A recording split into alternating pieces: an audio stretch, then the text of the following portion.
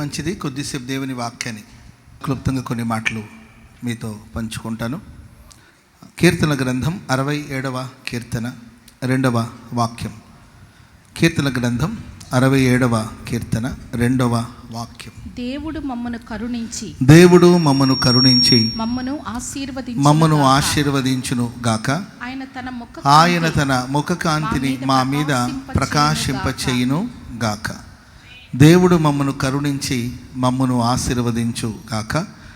ఆయన తన ముఖ కాంతిని మా మీద ప్రకాశింపచేయును గాక. అనండి అందరూ నాతో కలిసి, దేవుడు మమ్మను కరుణించి మమ్మను ఆశీర్వదించును గాక.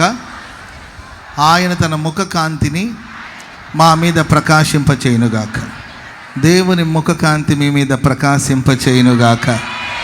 దేవుని ముఖ కాంతి మీ మీద ప్రకాశింపచేయును గాక. హల్లెలూయా. భక్తుడు అంటాడు, నీ ముఖమును నువ్వు చాటు చెయ్యొద్దు, నీ మొహం తిప్పుకోవద్దు ప్రభువా, తట్టుకోలే నేను. నీ మొహం తిప్పుకొని అనుకో మేము కలత చెందుతాం. నీ ముఖమును చాటు చేయొద్దు. జనరల్గా మనం ప్రేమించిన మనుషులు, మనం అభిమానించిన మనుషులు, వాళ్ళ మీద మనం ఎంతో నమ్మకం పెట్టుకుని ఉంటాం. ఏదో కారణాల వల్ల, మేబీ మనలో ఏదైనా తప్పులు ఉండడం వల్ల కావచ్చు, లేకపోతే మనం వాళ్ళకి ప్రియమగా జీవించకపోవడం వల్ల కావచ్చు, మనతో ఎప్పుడు మాట్లాడే మనుషులు మన వైపు చూడకుండా దాటి వెళ్ళిపోయారు అనుకోండి, అదొక నరకంలాగా అనిపిస్తుంది మనకు. మన ప్రియమైన మనుషులే మనకు ముఖం చాటు చేస్తే మనం తట్టుకోలేము. అలాంటిది దేవుడు తన ముఖమును మనకు చాటు చేశాడనుకోండి, మనల్ని చూడాలని అనుకోకుండా మనం వస్తున్నామని తెలిసి కూడా ఆయన తలను తిప్పేసుకున్నాడు అనుకోండి, దినమెల్లా మనం ప్రార్థన చేసిన ఆయన స్పందించలేదనుకోండి, అది వేదనగా ఉంటుంది. అందుకే భక్తుడు అంటాడు, దేవా మమ్మను కరుణించి మమ్మను ఆశీర్వదించండి. రెండవదిగా నీ ముఖ కాంతి మా మీద ప్రకాశింపచేయండి. చప్పట్లు కొడుతూ దేవునికి స్తోత్రం చెప్పడం గట్టి. ఈ ప్రశస్త రాత్రి, ఈ సంపూర్ణ రాత్రి ఉపవాస ప్రార్థన కూడికలో మనలో ఒక్కొక్కరి మీద దేవుని యొక్క ముఖకాంతి ప్రకాశింపచేయబడునుగాక. ఒక్కొక్కరి మీద ఆయన కాంతిని దేవుడు విరజిమ్మాలి. అంతే, ఒక్కొక్కరి మీద ఆయన వెలుగును దేవుడు ప్రసరింపచేయాలి. ఆయన ముఖకాంతి. Praise the lord. దానియేలు గ్రంథం 9వ అధ్యాయం 17వ వాక్యంలో ఇలా రాయబడి ఉంటుంది. దానియేలు 9వ అధ్యాయం 17వ వాక్యం చదవండి త్వరగా. దానియేలు గ్రంథం 9వ అధ్యాయం. ఇప్పుడైతే మా దేవా, దీనిని బట్టి నీ దాసుడు చేయు ప్రార్థనలను విజ్ఞాపనలను ఆలకించి ప్రభు చిత్తానుసారముగా శిథిలమైపోయిన నీ పరిశుద్ధ స్థలము మీదికి నీ ముఖ ప్రకాశమును రానిమ్ము. శిథిలమైపోయిన పరిశుద్ధ స్థలం, ఒకప్పుడు మహామహిమతో వెలిగిన స్థలం, అది పరిశుద్ధ స్థలం, అది దేవుడు నివసించిన స్థలం, అది దేవుడు ఏర్పరచుకున్న పరిశుద్ధ స్థలం ఇప్పుడు శిథిలమైపోయింది. ఇక్కడ కూడి వచ్చిన మీరు ఒక్కసారి మీ జీవితాన్ని ఆలోచించి చూడండి. మీ బ్రతుకుని ఒక్కసారి మీరు పరీక్షించుకుని చూడండి. శిథిలావస్థలకు వెళ్ళిపోయారా? ఒకప్పుడు ఎప్పుడు మండుతున్న బలిపీఠం, ఒకప్పుడు ఎల్లప్పుడూ ఆ దీపస్తంభం మీద ధూపం దేవుని సన్నిధికి ఎగసి వెళుతుండేది. ఒకప్పుడు ఆ బల్ల మీద ఎల్లప్పుడూ ఏంటంటే సన్నిధి రొట్టెల బల్ల, అది ఆహారం ఎల్లప్పుడూ సమృద్ధిగా ఉన్న బల్ల, అది ఒకప్పుడు ప్రియులరా ఎప్పుడు మండుతున్న బలిపీఠం, అది ఒకప్పుడు ఎల్లప్పుడూ వెలుగుతున్న దీపస్తంభం లేకపోతే దీపవృక్షం. అది చాలామంది అంటారు, ఒకప్పుడు పాస్టర్ గారండి ఇప్పుడు వచ్చి చూసినాడు అన్న, మేము చిన్నప్పటి నుండి మందిరానికి వచ్చేవాళ్ళం, చిన్నప్పుడు మా అమ్మ మమ్మల్ని ప్రార్థనకు తీసుకొచ్చేది, మేము ఇదే సండే స్కూల్లో నేర్చుకున్నాం పాస్టర్ గారండి. ఒకప్పుడు మేము మా తల్లిదండ్రులతో పాటు దేవుని మందిరానికి వచ్చేవాళ్ళం. ఉద్యోగ రీత్యా కావచ్చు, వ్యాపార రీత్యా కావచ్చు, లేకపోతే చదువు నిమిత్తం కావచ్చు, మేము ఈ ప్రాంతాలను విడిచి దూర ప్రాంతాలకు వెళ్ళిపోయి అక్కడ చేసిన ఏంటంటే చెడు స్నేహాన్ని బట్టి కావచ్చు, అక్కడున్న వాళ్ళ పరిచయాలను బట్టి కావచ్చు, దేవుని కృపకు దూరం అయిపోయాం, దేవుని సన్నిధికి దూరం అయిపోయాం. ఆదివారం ఆరాధనకు వెళ్ళడం మానేసాం. ఒకప్పుడు మా అమ్మతో మా నాన్నతో మేము కలిసి సంపూర్ణ రాత్రి ఉపవాస ప్రార్థనకు వచ్చేవాళ్ళం. మా తల్లిదండ్రులు ప్రార్థన చేసుకుంటే మమ్మల్ని ఇక్కడే ఒక చిన్న దుప్పటి లాంటిది ఒకటి పరిచి మమ్మల్ని పడుకోబెడితే అక్కడ నిద్రపోతుండేవాళ్ళం. మేము నిద్రపోతుంటే మా తల్లిదండ్రులు రాత్రంతా ప్రార్థన చేసేవాళ్ళు. పరిశుద్ధులందరూ ప్రార్థన చేస్తున్నప్పుడు మేము దేవుని మందిలో ఉండేవాళ్ళం. పూర్వదినాల్ని తలంచుకొని ఒకప్పుడు మేము పరిశుద్ధ స్థలముగా ఉన్నాం, ఒకప్పుడు మహిమగా బ్రతికాము, ఒకప్పుడు నిత్యము ప్రార్థన. మా అమ్మ ప్రార్థన చేయకపోతే మాకు అన్నం పెట్టేది కాదండి ఆ రోజుల్లో. ప్రతిరోజు ప్రార్థన చేస్తేనే అన్నం ఆ రోజు. కాబట్టి ప్రార్థన చేయాలని లేకపోయినా అన్నం కోసమైనా మేము ప్రార్థన చేసేవాళ్ళం పాస్టర్ గారు. ఒకప్పుడు ఉదయాన్నే లేవగానే మేమందరం మోకరించి ప్రార్థన చేస్తేనే ఏ ప్రయత్నాలైనా ఏ పనులైనా, మాకు బ్రేక్ఫాస్ట్ కావాలని ఏం కావాలన్నా ప్రార్థన లేకపోతే ప్రార్థన చేస్తేనే ఆ రోజు మాకు బ్రేక్ఫాస్ట్ ఇచ్చేవాళ్ళు. ఒకవేళ ప్రార్థన చేయకపోతే ఆ రోజు ఫస్ట్ ఉంచేవాళ్ళు. ప్రార్థన విలువ తెలియాలి, వాక్యం చదవాలి, ప్రార్థన చేయాలి. ఇలా ఎన్నో శ్రేష్టమైన అనుభవాలతో మేము ఒకప్పుడు సాగిపోయాం. కానీ ఇప్పుడు ఆ పరిశుద్ధ స్థలం శిథిలావస్థలో ఉంది. ఆనాడు దానియేలు ప్రార్థన చేస్తున్నాడు, దేవా పరిశుద్ధ స్థలం శిథిలమైపోయింది, దయచేసి ఈ పరిశుద్ధ స్థలం, ఈ శిథిలమైన ఈ స్థితిని కృపతో నీవు జ్ఞాపకం చేసుకుని నీ ముఖ ప్రకాశమును రానిమ్ము ప్రభువా. స్తోత్రం చెప్పండి, అది గట్టిగా చెప్పండి, గట్టిగా హల్లెలూయా. ప్రియమైన వాళ్ళరా, ఈ ప్రశస్త రాత్రి ఇక్కడ కూడి వచ్చిన మీ జీవితంలో ఎంతమంది జీవితం పైకి గొప్పగా కనబడుతున్నప్పటికీ లోపల శిథిలావస్థలో ఉన్నారా? సన్నిధిలోనే ఉన్నాం, మందిరంలోనే ఉన్నాం, విశ్వాసులమే, భక్తులమే, ప్రార్థనా పరులమే, సేవ చేస్తున్నాము, సేవకులమే, గాయకులమే, పాఠకులమే, దేవుని బిడ్డలమే అని చెప్పుకుంటూ కూడా ఒకవేళ పైకి నీవు శిథిలమైపోయినట్లు కనిపించినప్పటికీ లోపల శిథిలావస్థలోకి వెళ్ళిపోయావా? ఆత్మీయ జీవితం పాడైపోయిందా? ప్రార్థన బలిపీఠం కూలిపోయిందా? నిత్యము దేదీప్యమానంగా ప్రకాశించవలసిన నీ ఆత్మీయ జీవితం ఆరిపోయిన స్థితిలో ఒకవేళ ఉందా? ఆనాడు దానియేలు ప్రార్థన చేసి పరిశుద్ధ స్థలం శిథిలావస్థలోకి వెళ్ళిపోయింది. దేవా ఒక్కసారి నీ ముఖ ప్రకాశమును, నీ ముఖకాంతిని రానిమ్ము ప్రభువా అని ప్రార్థన చేసుకుంటే దేవదూత దిగి వచ్చాడు. చప్పట్లు కూడా వదిలి గట్టిగా దానియేలు నువ్వు బహుప్రియుడవు. స్తోత్రం చెప్పండి అందరు గట్టిగా, నువ్వు బహుప్రియుడవు. ఆమేన్.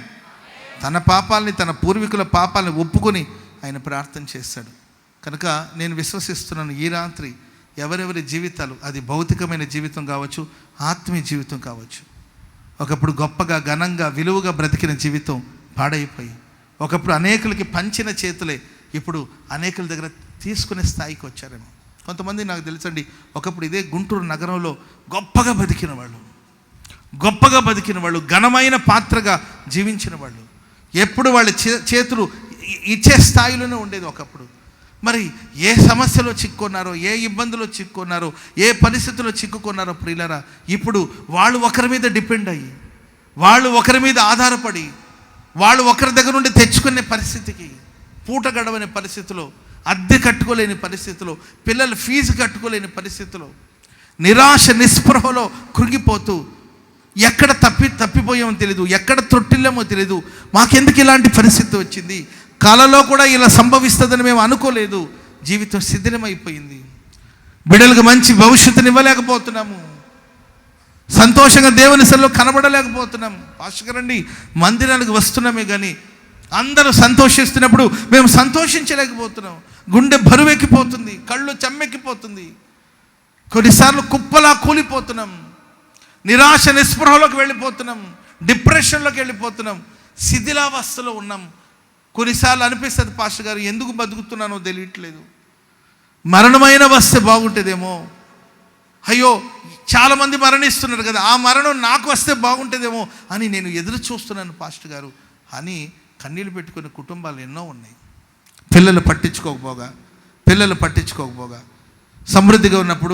సమృద్ధిగా ఉన్నప్పుడు తల్లిదండ్రిని భుజాల మీదకి ఎక్కించుకునే వాళ్ళు ఇప్పుడు వాళ్ళ దగ్గర ఏ ప్రయోజనం లేదు, వాళ్ళ ద్వారా ఏ లాభం లేదన్నప్పుడు దూరంగా పెట్టి దుర్భాషలు మాట్లాడి వాళ్ళు నిరాకరిస్తుంటే శిథిలావస్థలోకి వచ్చేసాం పాస్టర్ గారు అని కలత చెందుతున్న వాళ్ళు ఎవరైనా ఇక్కడ ఉన్నారేమో నేను విశ్వసిస్తున్నాను అండ్ ప్రార్థిస్తున్నానండి. నా దేవుని యొక్క ముఖ ప్రకాశం మీ మీదికి దేవుడు ఆయన ప్రకాశింప చేయబోతున్నాడు. ప్రభువా వీళ్ళ మీద నీ ముఖ ప్రకాశాన్ని రానివ్వు అని ప్రార్థన చేయబోతున్నాడు. Praise the lord.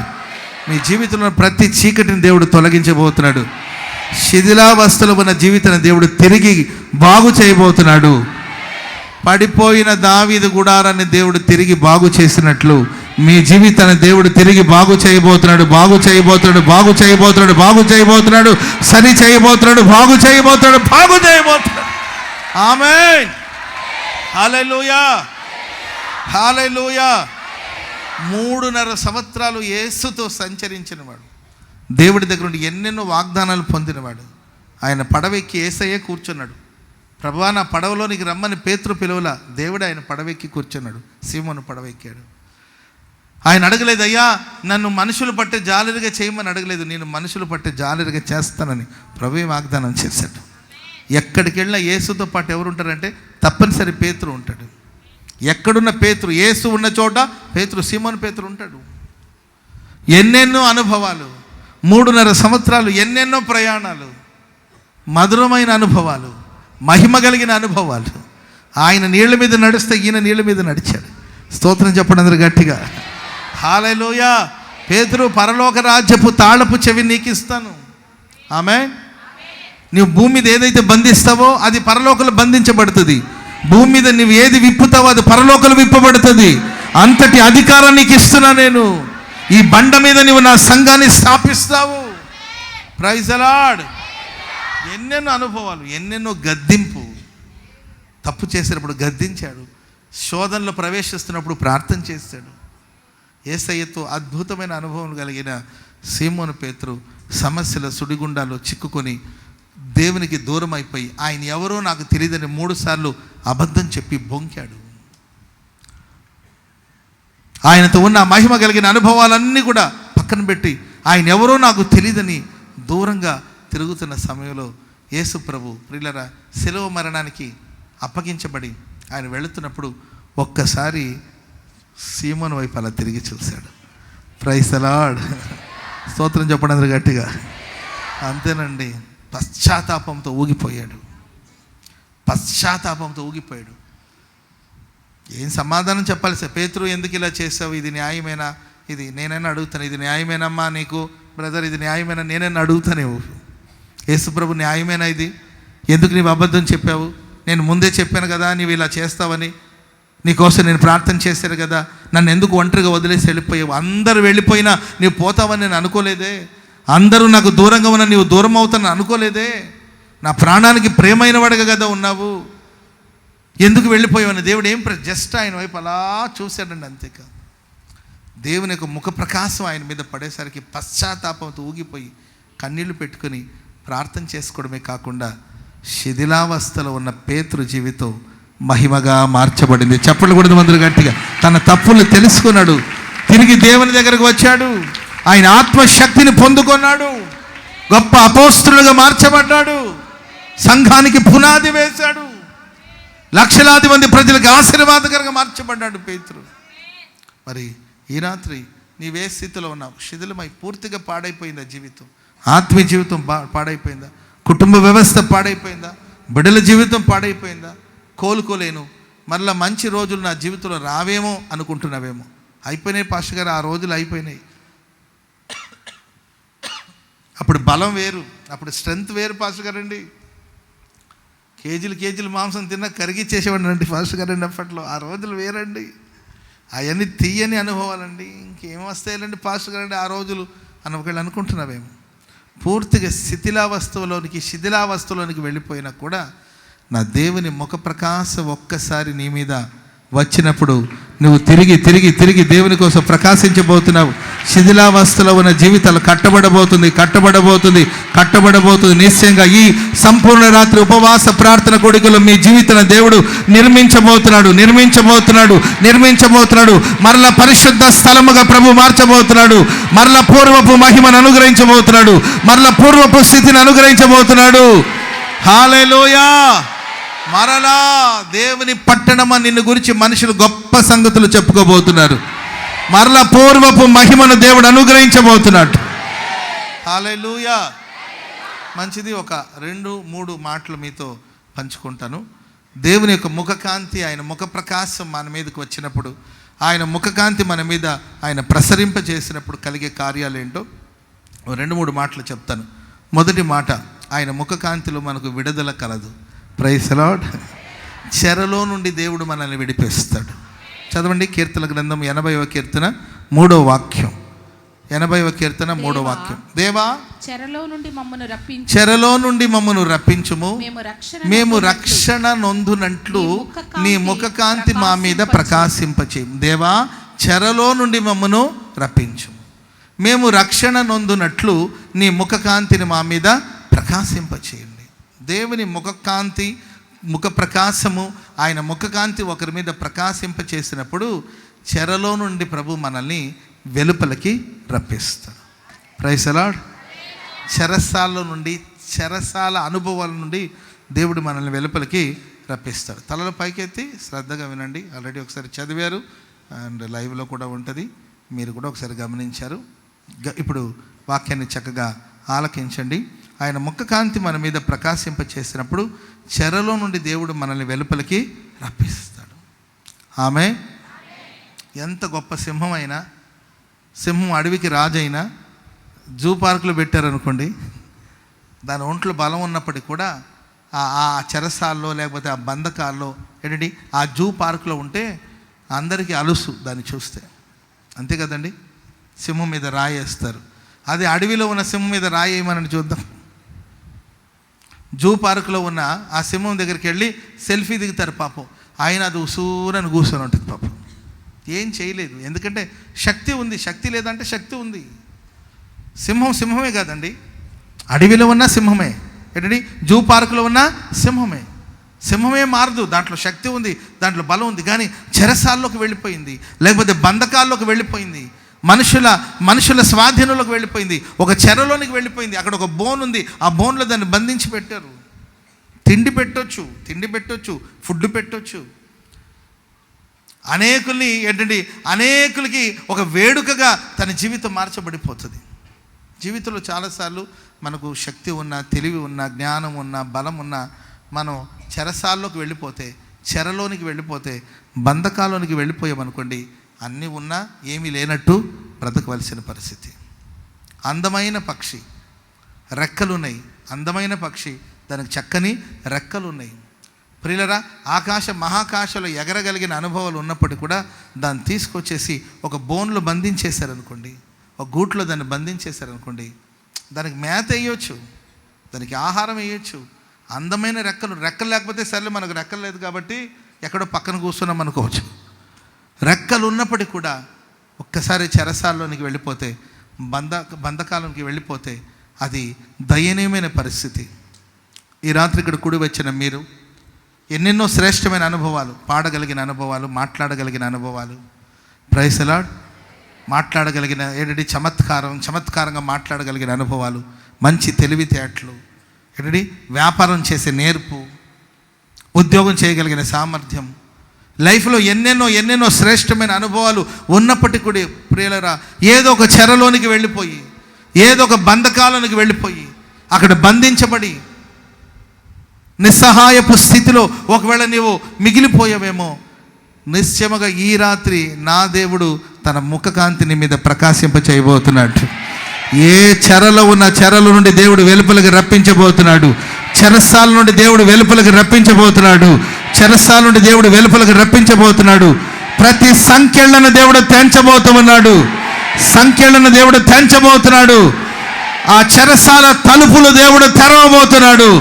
ఇత్తడి తలుపులు దేవుడు పగలగొట్టబోతున్నాడు. ఇనుప గడియలను విర్రగొట్టబోతున్నాడు. నీకు విడుదల కలిగే రాత్రి నిశ్చయముగా నా దేవుడు నీకు విడుదల అనుగ్రహించును గాక. చెరలో నుండి నా ప్రభు నేను వెలుపలకు రప్పించును గాక. ప్రభు రప్పిస్తాడు. ఆమె ఎవరు రావాల్సిన అవసరం లేదు, ఎవరు సహాయం చేయాల్సిన అవసరం లేదు. ప్రభు రప్పిస్తాడు. ఆమె అల్లారి ముద్దుగా సుకుమారంగా పెరిగిన యోసేపు 13 సంవత్సరాలు చెరసాల్లో ఉన్నాడు. ఎన్ని సంవత్సరాలు అండి? 13 సంవత్సరాలు. ఆ జైలు కూడా ఎలా ఉంటుందంటే చాలా హైట్ తక్కువగా ఉంటుంది.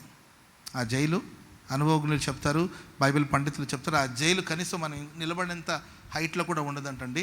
చాలా డౌన్లో ఉంటుంది. ఇంకా చెప్తారు కొంతమంది గొయ్యిలో ఉంటుందంట. అది తక్కువగా ఉన్న ఎత్తులో ఉన్న దాంట్లో ఈ యోసేపు ఆయన బతికినంత కాలం, మేబీ ఆయనకు హైట్ ఉన్నా కూడా ఇట్లా తిరగాల్సింది. ఇది రోజు 2 రోజులు కాదు. ఇలా అర్థమైందండి.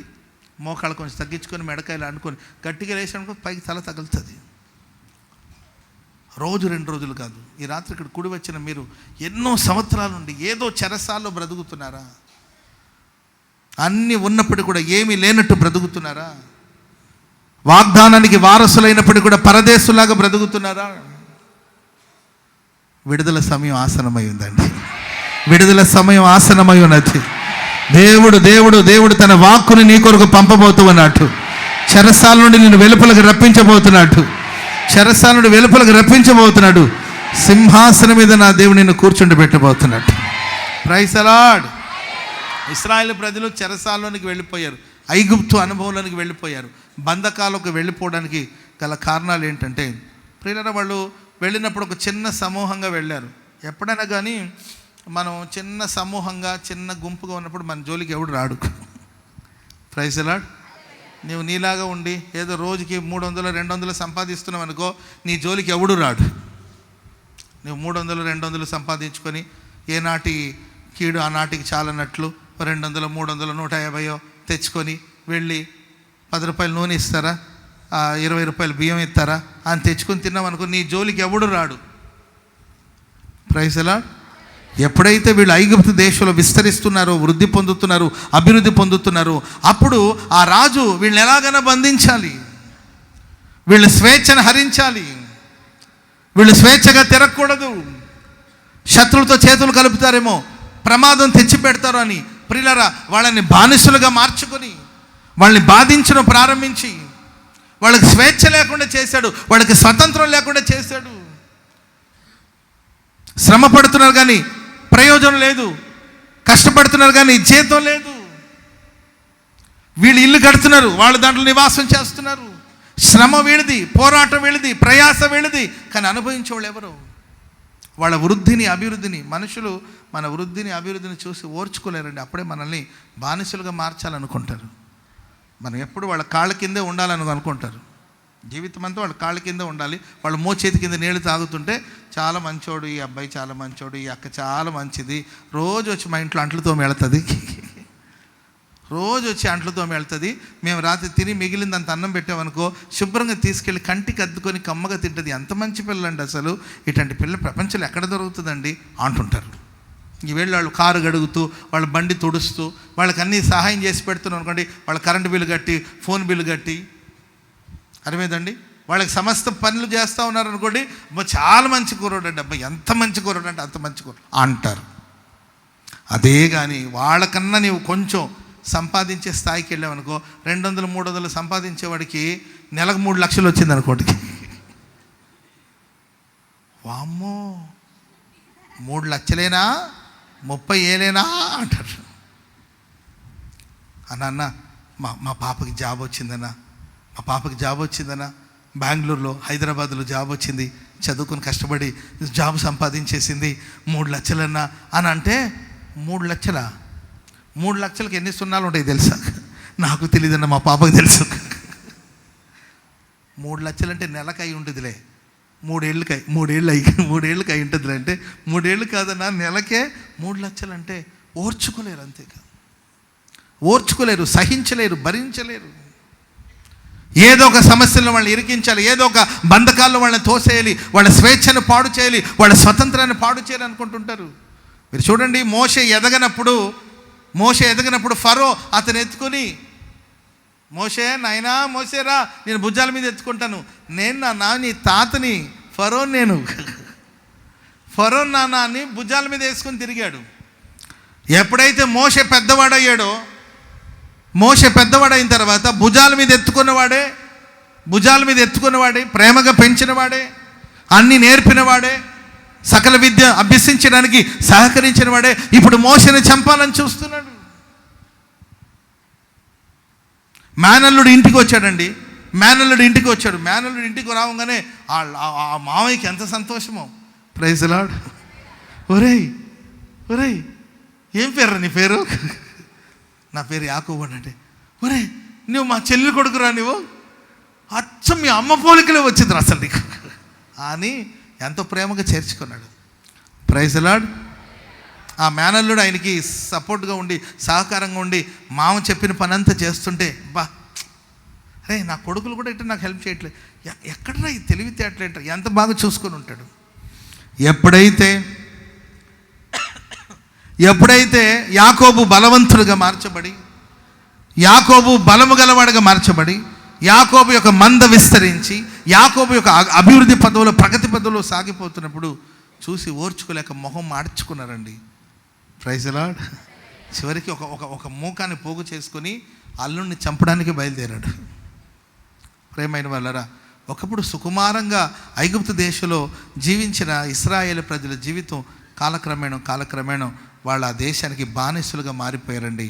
అక్కడ వాళ్ళు నిట్టూర్పు విడిచారు, ప్రలాపించారు, వేదన చెందారు, ప్రార్థన చేశారు. దేవుడు మోషే అనే నాయకుడిని పంపించి ఆ బంధకాల నుండి దేవుడు వాళ్ళని వెలుపలకు తీసుకొచ్చాడు. చెప్పకూడదు మొదలు గట్టిగా హల్లెలూయా.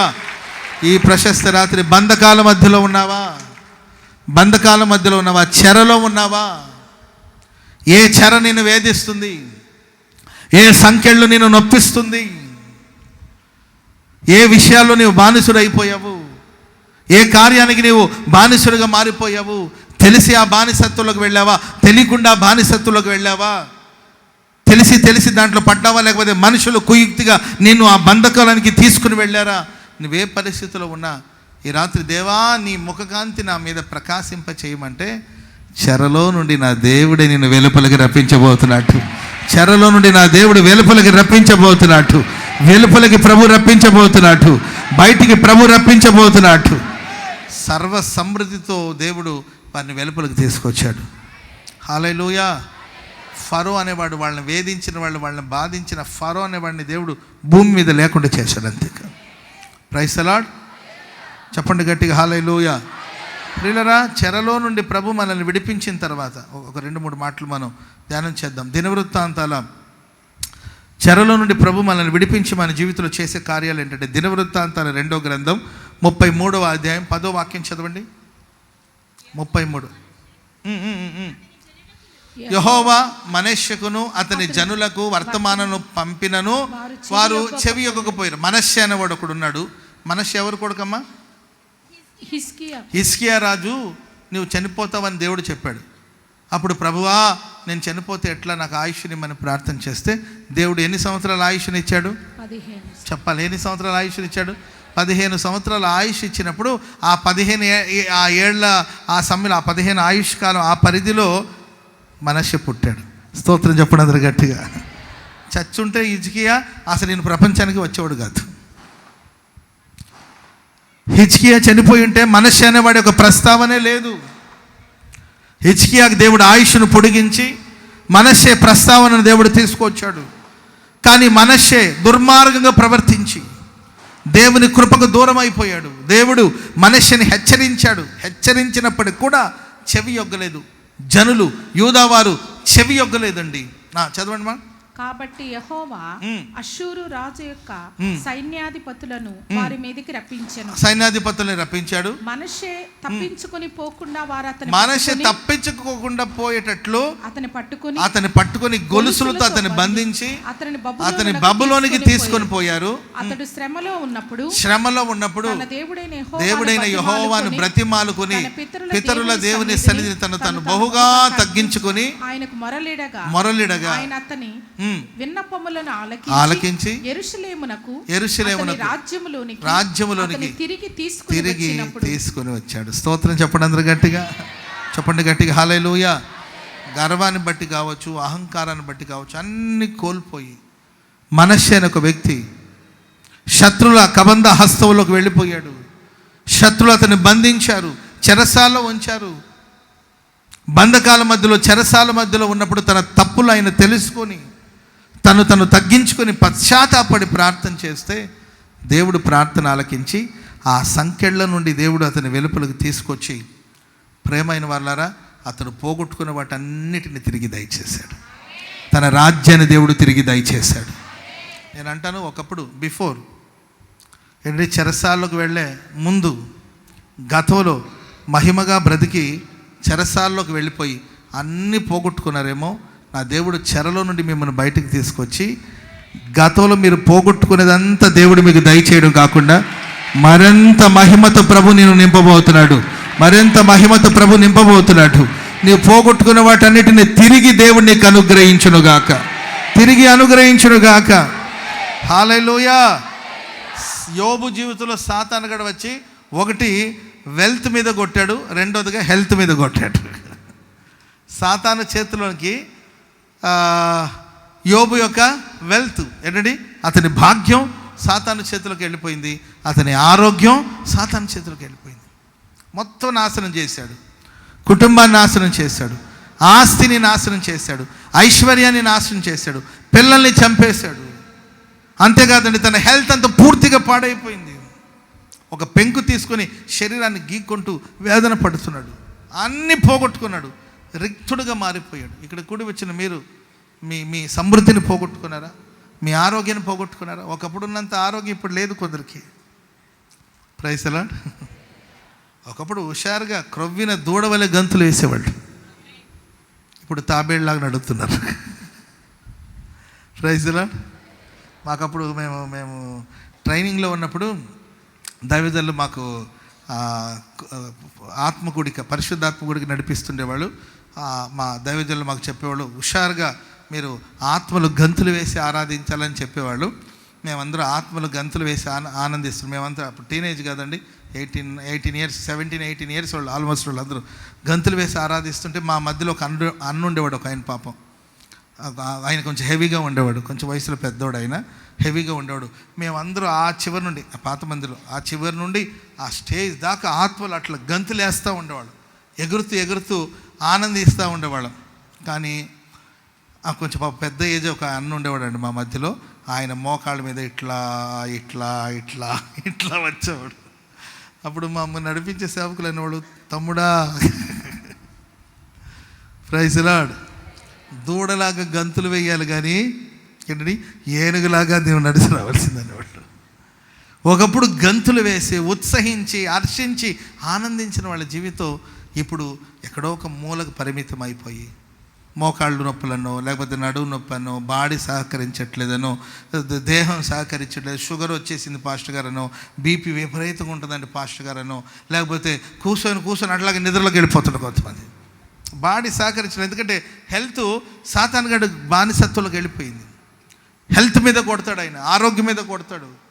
హోల్ నైట్కి బయలుదేరమండి, సడన్గా ఏదో ఆరోగ్య సంబంధమైన సమస్య, ఎందుకమ్మా ప్రార్థనకు రాలేదు అనంటే ఆరోగ్య సంబంధమైన సమస్య.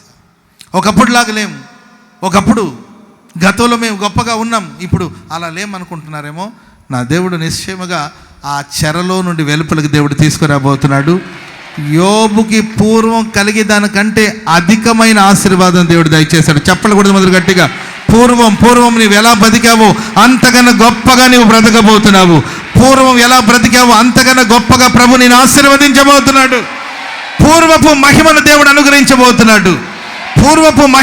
అనుగ్రహించబోతున్నాడు. మహిమ నుండి అధిక మహిమను ప్రసాదించబోతున్నాడు. హల్లెలూయా. చెప్పండి గట్టి, హల్లెలూయా. కనుక ప్రియమైన వారా, చెరలో నుండి దేవుడు మనల్ని తీసుకొచ్చి నడి సముద్రంలో వదిలేసి వెళ్ళిపోడండి. మనం పోగొట్టుకున్న వాటన్నిటిని తిరిగి దేవుడు మనకు దయచేస్తాడు. ఆమేన్.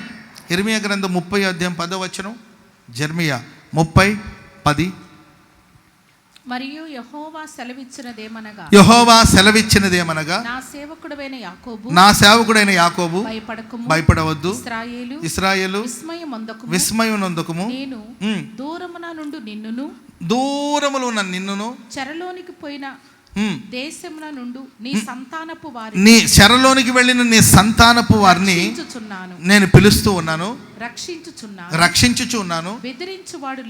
బెదిరించువాడు లేకుండా యాకోబు సంతతి తిరిగి వచ్చి నిమ్మళించి నెమ్మది పొందును. స్తోత్రం చెప్పండి గట్టిగా.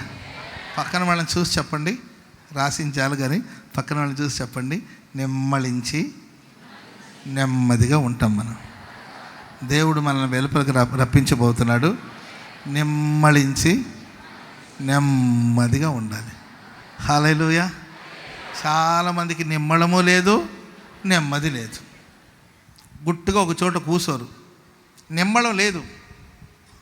Praise the lord. గుట్టుగా కూర్చొని చదువుకోరు, అర్థమైందండి? నిమ్మడం లేదు. గుట్టుగా ఒక పని మీద దృష్టి పెట్టి ఆ పని చేయలేరు, నిమ్మడం లేదు. ఫోన్లో మాట్లాడుతుంటారు, తాలింపు ఎత్తనే ఉంటారు. అమ్మా తాలింపన వేయి, ఫోన్లోనైనా మాట్లాడు. నిమ్మడం లేదు, ఒక విషయం మీద దృష్టి లేదు, మనసుకు ప్రశాంతత లేదు, మనసుకు నెమ్మది లేదు. గుట్టుగా ఒక చోటు ఉంటారు. ప్రియులారా, నెమ్మది కోసం నీవు ప్రపంచంలో ఎక్కడ తిరిగినా దేవుడు నిన్ను చెరలో నుండి వెలుపలికి రప్పించాడు అనుకోండి, నీవెక్కడున్నా అక్కడ నెమ్మదిగా ఉంటావు. ఆమెను చెప్పడం గట్టిగా. నెమ్మది కోసం, వేసవి సెలవుల కోసం నువ్వు కాశ్మీర్కి పోయినా ప్రయోజనం లేదు, నువ్వు కన్యాకుమారికి పోయినా ప్రయోజనం లేదు. ఈరోజు చాలామందికి తెలియట్లేదు, అక్కడికి వెళ్తే నెమ్మది దొరుకుతుందేమని వెళుతున్నారు. నెమ్మది స్థలంలో లేదు. నువ్వు చెరసాల్లో ఉండి, బంధకాల్లో ఉండి, సాతాను కబంధ హస్తంలో ఉండిపోయి నీవు నెమ్మదిగా ఉండాలనుకుంటే నెమ్మది కలగదు. అది అద్భుతమైన గుడారమే కావచ్చు. యాకోబు గుడార నివాసి గుడారంలో అతనికి నెమ్మది లేదు. ఎందుకంటే వాళ్ళన్న ఎప్పుడు మీద పడతాడో తెలియదు, ఎప్పుడు చంపేస్తాడో తెలియదు. అందుకే భయపడిపోయి కట్టుబట్టతో పారిపోయాడండి. దేవుడు ప్రత్యక్షమయ్యి మాట్లాడుతున్నాడు, దేవా నేను సమాధానంగా నా తండ్రి ఇంటికి రావాలి. స్తోత్రం చెప్పండి అందరు గట్టిగా. ఏం కావాలి బాబు నీకంటే, నేను సమాధానంగా నా తండ్రి ఇంటికి రావాలి. ఎందుకంటే నా తండ్రి ఇంట సమాధానం లేదు, నా తండ్రి ఇంట సమాధానం లేదు. మా అన్న వల్ల నాకు సమాధానం లేదు, మా అన్నయ్య వల్ల మా అమ్మకు సమాధానం లేదు, మా అన్నయ్య వల్ల నా తండ్రికి సమాధానం లేదు. కుటుంబం నిమ్మళంగా లేదు. కుటుంబం కదులుచున్న సముద్రంలాగా ఉంటుంది. ఏదో పేచి, రోజు తెల్లారుతుందంటేనంట అన్న, మార్నింగ్ అవుతుందంటేనే భయం అన్న. అందరూ నిద్రలేస్తే ఏం గొడవ వస్తుందో తెలీదు. చీకటి పడుతుంటే భయం, ఏం సమస్యలు వస్తుందో తెలీదు. మనకు ఒక తల్లి, మన మందిరానికి వచ్చే ఒక తల్లి ఉంది, వాలంటీర్గా ఉంటుంది. ఆ తల్లి చెప్పేది, ఇప్పుడు లేరు, పెద్ద ఆయన దేవుని సందికి వెళ్ళిపోయారు. తన భర్త గురించి ఆ సహోదరి ఇలా చెప్పేది, అన్న ఆయన ఇంటికి వస్తున్నాడంటే భయంగా ఉండేదన్న, ఈరోజు ఆయన రాకుండా ఉంటే బాగుండేదని అనిపించేదన్న. ఎందుకంటే వస్తే ఒక్కటే గొడవ, ఏం గొడవ అవుతుందో, ఏం పోట్లాడుతాడో, ఏం చేస్తాడో భయం వేసేదన్న. ఒకప్పుడు ఆయన ఇంటికి వస్తున్నాడు అంటే పిల్లలు గడగడగడ వణికిపోయేవాళ్ళు. నాకు భయం వేసేది. వస్తే మాటలు కాదు, ముందు దెబ్బలే కొడతాడు, ఆ తర్వాత మాట్లాడతాడు. ఆయన వస్తున్నాడు అంటేనే భయం వేసేదన్న. భర్త వస్తే ధైర్యం అనిపించాలి కదా, ఆదరణ అనిపించాలి కదా. ఆయన ఎందుకు వస్తాడో, రాకుండా ఉంటే బాగుంటుంది, ఏదో నైట్ డ్యూటీ ఏదో ఒక డ్యూటీ చేసి బయట ఉంటే బాగుంటుందని అనుకునేదాన్ని నేను.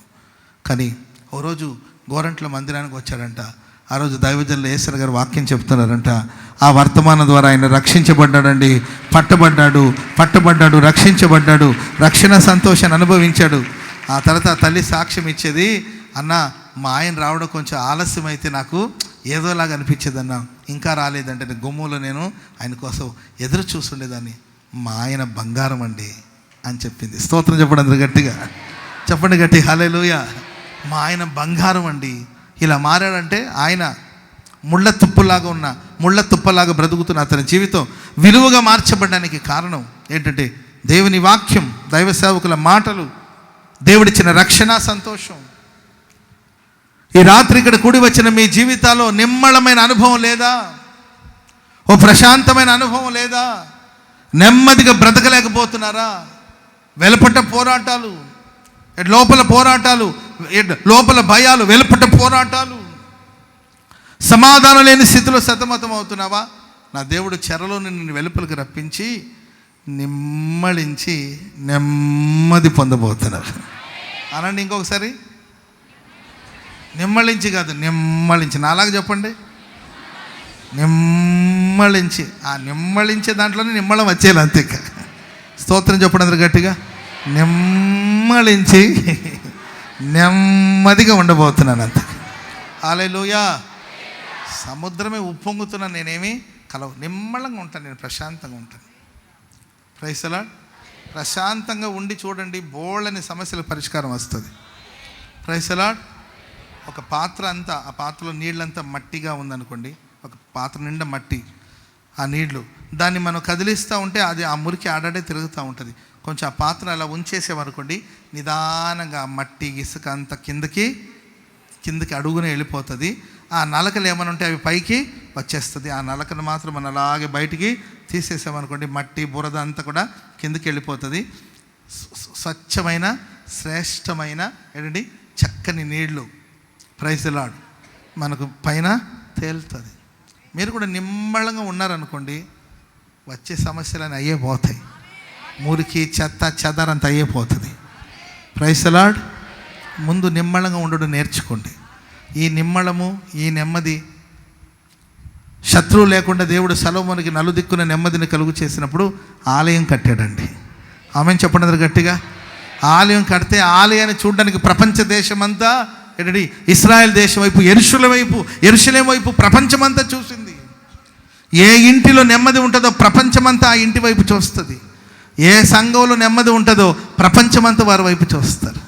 మన గుడారాల పండుగ గురించి పోలీస్ డిపార్ట్మెంట్ వాళ్ళు కూడా చెప్తుంటారు, ఇన్ని లక్షల మంది ఇంత నెమ్మదిగా, ఇంత నిమ్మళంగా ఉంటున్నారంటే ఎలా సాధ్యం? మాకు రాజకీయ సంబంధమైన మీటింగ్ ఏదైనా జరుగుతుంటే అక్కడ ఒక 50,000, ఒక 20,000 మంది, 25,000 మంది ఉంటే వాళ్ళని కంట్రోల్ చేయడం మాకు చాలా కష్టంగా ఉంటుందండి. ఇన్ని లక్షల మందిని మీరు ఎలా మెయింటైన్ చేస్తున్నారు అంటే, ప్రియులరా, వీళ్ళందరూ మా ప్రియమైన బిడ్డలు. వీళ్ళు యేసు రక్తం చేత కడగబడిన వాళ్ళు, యేసు రక్తం చేత కడగబడిన వాళ్ళు. దేవుడు వీళ్ళకి నెమ్మదిని ప్రసాదించాడు. సిట్ అంటే సిట్టు, స్టాండ్ అంటే stand. Praise the Lord. Hallelujah. చేతులెత్తి హల్లెలూయా, చేతులు ఊపుతూ హల్లెలూయా, చప్పట్లు కొడుతూ హల్లెలూయా. Praise the lord. చూసారండి, చేతులు ఎత్తమంటే చేతులు ఎత్తారు, చప్పట్లు కొట్టమంటే చప్పట్లు కొట్టారు, హల్లెలూయా చెప్పంటే హల్లెలూయా చెప్పారు, మౌనంగా ఉండమంటే మౌనంగా ఉంటారు. అందరూ కాసేపు పడుకుని నిద్రపోండి అంటే నిద్రపోతారు. ఏం చెప్తే ఒక మనిషి, ఒక సేవకు నేనెంత అండి, నా బతికెంత, నేను నిలబడి మాట్లాడుతుంటే మీరు వెంటనే స్పందిస్తున్నారంటే ఇది నా గొప్పతనం కాదు కానండి. అబ్రహం పాష గారు చూడు ఎంత కంట్రోల్. అబ్రహం పాష గారు ఏం చేస్తాడు? కంట్రోల్ మన చేతిలో లేదు, మనందరి కంట్రోల్ దేవుని చేతిలో ఉంది. చప్పట్లు కూడా మొదలు గట్టిగా. నిమ్మళము నెమ్మదిని దేవుడు దయచేయబోతుంది. Praise the lord. చెప్పండి గట్టిగా హల్లెలూయా. కనుక ప్రేమైన వల్ల ఒకవేళ చెరసాల్లో ఉన్నారేమో, బంధకాలు ఉన్నారేమో, నా దేవుడు ఆ బంధకాల నుండి మిమ్మల్ని వెలుపలకు రప్పించి పోగొట్టుకున్న వాటన్నిటిని దేవుడు మనకు అనుగ్రహించడమే కాకుండా నిమ్మళించి నెమ్మది పొందేటట్లుగా ప్రభు చేయబోతున్నాడు. ఇంకొక మాట కూడా చెప్తాను. ఇర్మియా గ్రంథం 52వ అధ్యాయము 31, 32, 34 ఆ మాటలను చదవండి. ఇర్మియా గ్రంథం 52వ అధ్యాయం 31వ వచనం.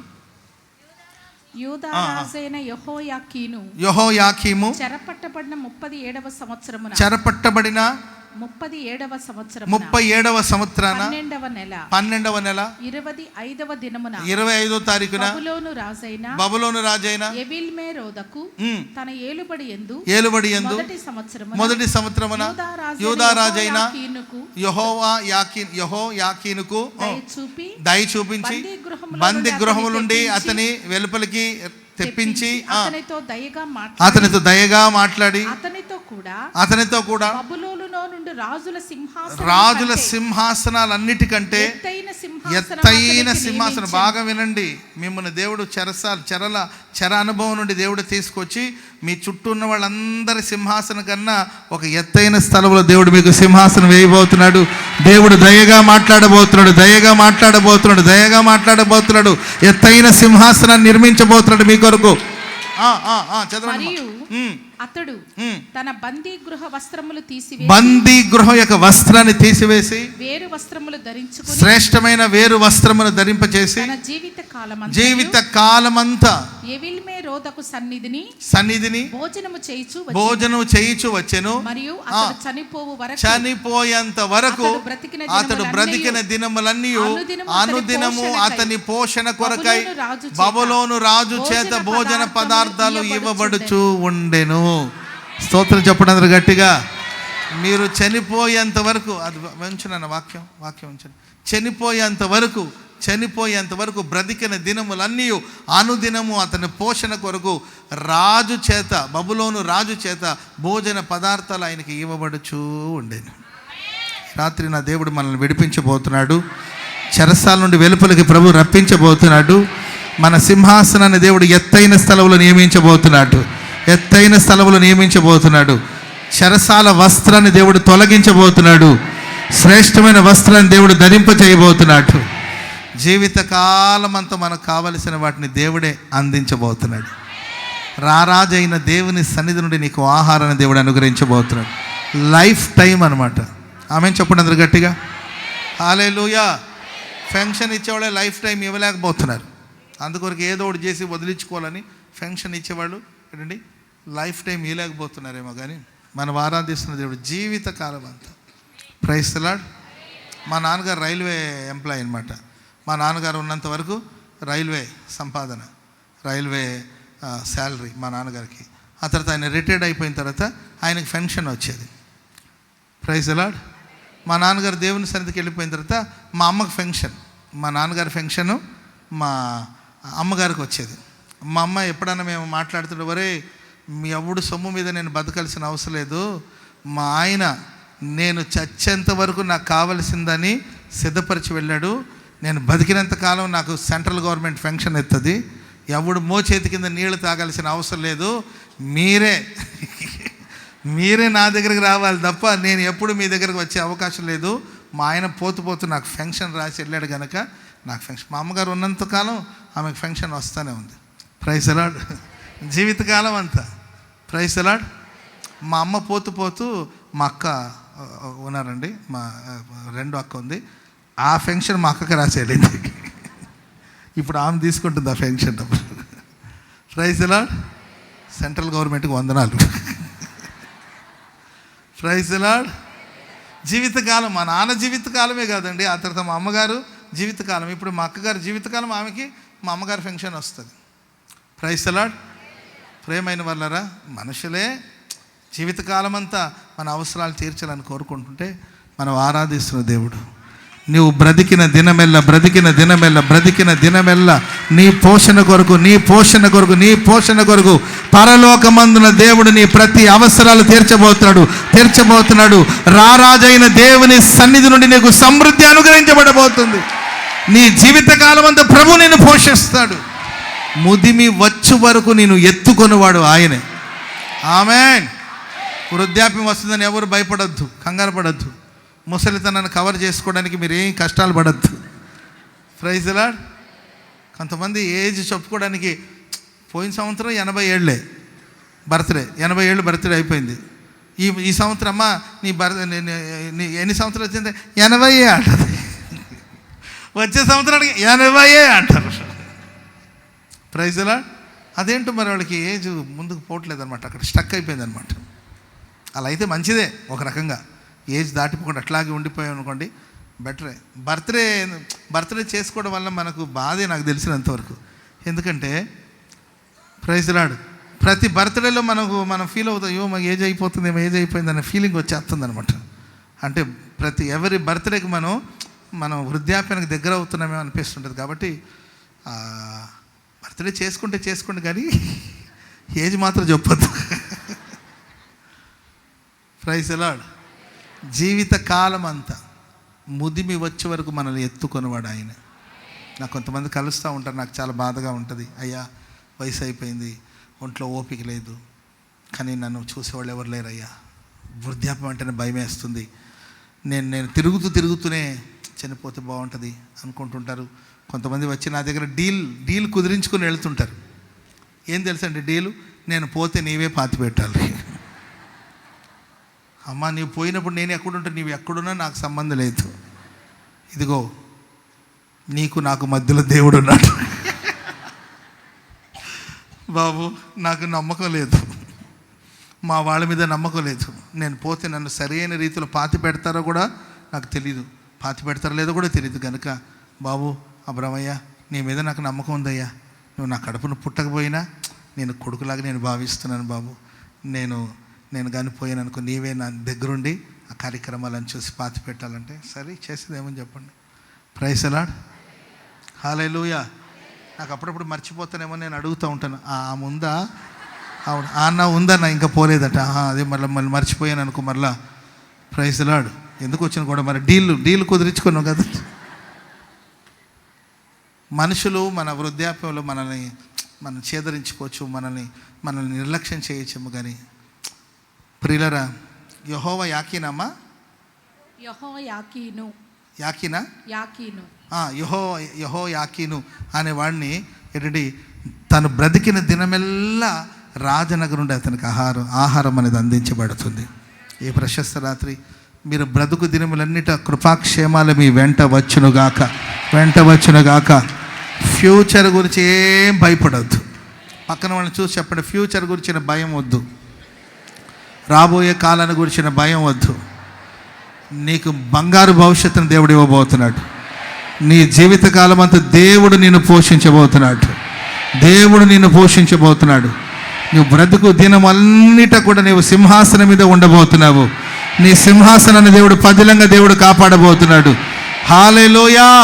నీ సమకాలికులందరికంటే నీ తల పైకెత్తబడేటట్లుగా ప్రభు చేయబోతున్నాడు. అందుకొరకే చెరలో నుండి దేవుడు నిన్ను వెలుపలకు రప్పించాడు. అందుకొరకే చెరసాల నుండి దేవుడు నిన్ను వెలుపలకు రప్పించాడు. నిమ్మళించి నువ్వు నెమ్మది పొందబోతున్నావు. నువ్వు పోగొట్టుకున్న వాటన్నిటిని తిరిగి పొందబోతున్నావు. హల్లెలూయా. 1-2 మాటలు చెప్పి నేను ముగించేస్తాను. చదవండి. 2వ మాట ఇది 89వ కీర్తన 15వ వాక్యం. 1, ఆయన ముఖకాంతి ద్వారా చెరలో నుండి మనకు విడుదల కలుగుతుంది.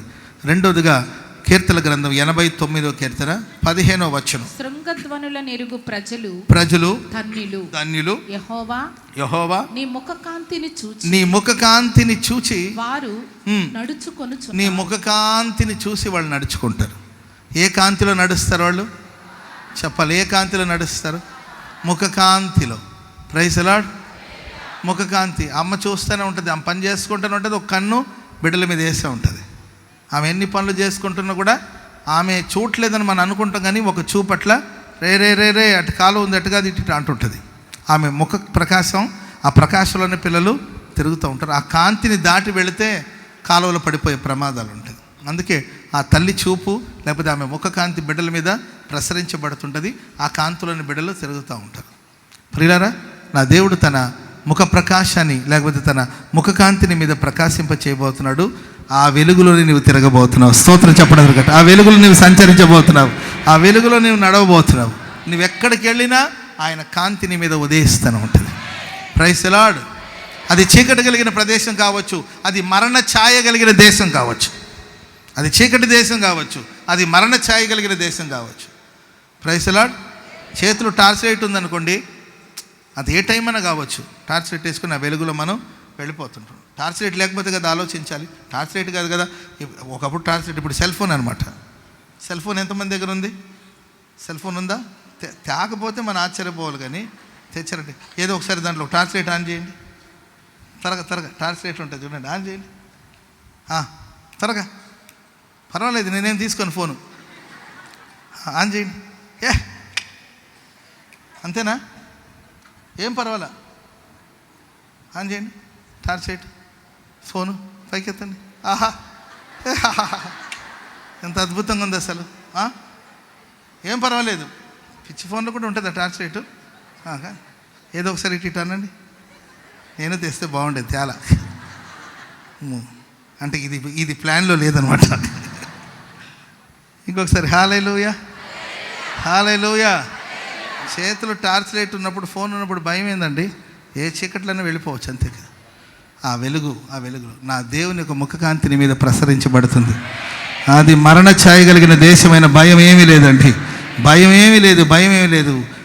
అది గాఢాంధకారమైన ఆయన ముఖకాంతిని మీద నువ్వు ఎక్కడెక్కడికైతే వెళ్తుంటావో అక్కడంతా ఆయన ముఖకాంతిని మీద ప్రసరింప చేయునుగాక, ఉదయించునుగాక. త్వరగా చదవండి మా, త్వరగా. యెహోవా నీ ముఖకాంతిని చూచి వారు నడుచుకుంటున్నారు. నీ నామమును బట్టి దినమెల్లా వాళ్ళు హర్షిస్తారు. ఆయన ముఖకాంతి మన మీద ఉన్నప్పుడు దినమెల్లా మనం హర్షిస్తాం. ఆమెను చెప్పండి గట్టిగా. మన నోటి మీద కాదు నవ్వు, మన గుండెలో దేవుడు సంతోషాన్ని నింపబోతున్నాడట. దినమెల్లా హర్షించబోతున్నాం. ఇది సాధ్యమేనా అంటారండి? ఇది సాధ్యమేనా? రోజంతా మనం నవ్వుతూ ఉండగలుగుతామా?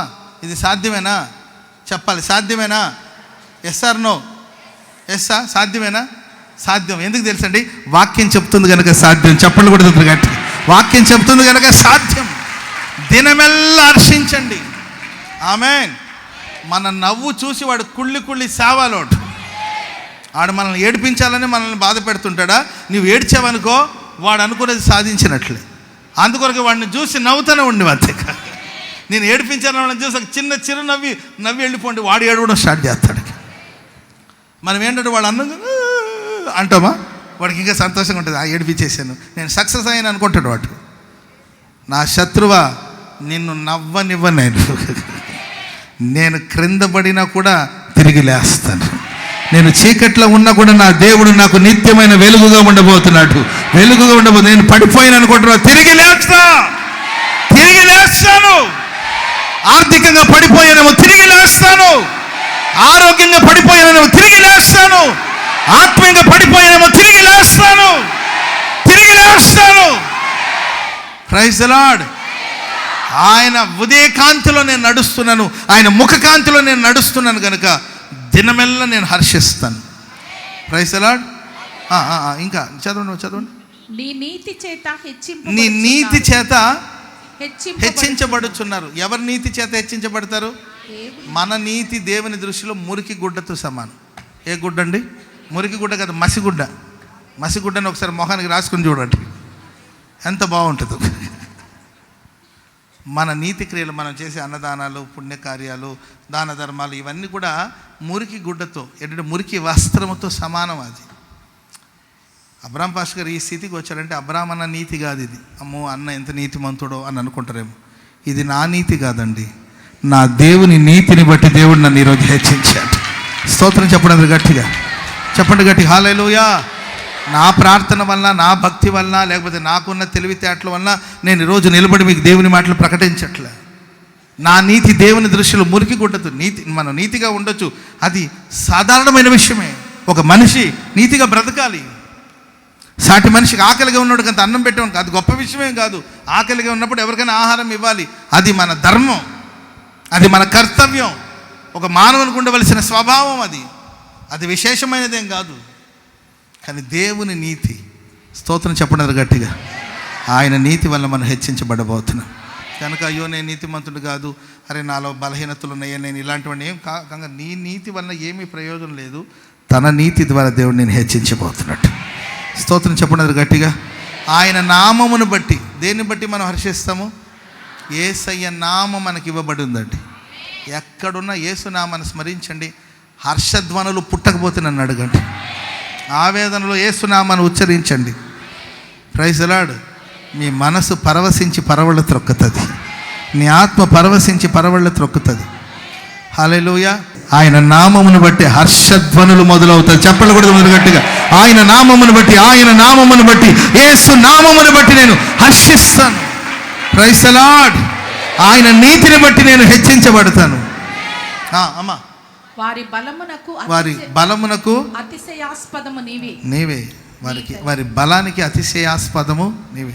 ఆయనే మనల్ని బలపరుస్తాడు. Praise the Lord. యెహోవా కొరకు ఎదురు చూచి వారు నూతనమైన బలాన్ని పొందుకుంటారు. వాళ్ళు పక్షిరాజు వలె రెక్కలు చాపి పైకి ఎగరబోతున్నారు, అలేక పరిగెత్తబోతున్నారు, సమస్యలకు నడిచిపోబోతున్నారు. దేవుని వలన బలము నొందిన జనులం. ఆమేన్.